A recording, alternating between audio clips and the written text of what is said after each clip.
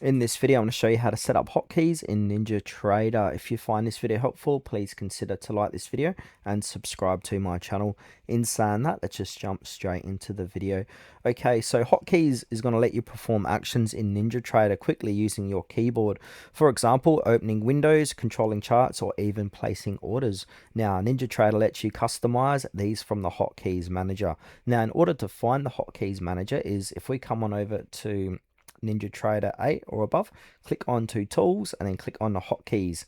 Now this is where we can go ahead and create these hotkeys.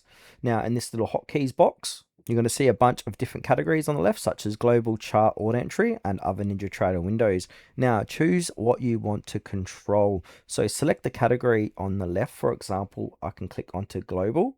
Now to the right here, we can create shortcuts that work through NinjaTrader. So we can set up new charts, new account data, new alerts logs.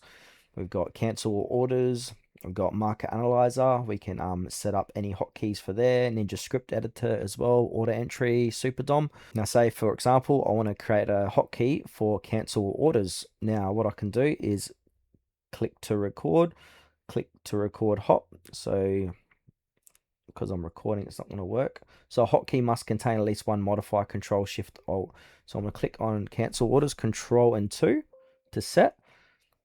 So I'm going to go ahead and click onto that. So Shift and F2 is going to cancel all orders. And then from here, click on apply, and then that's going to apply your hotkeys.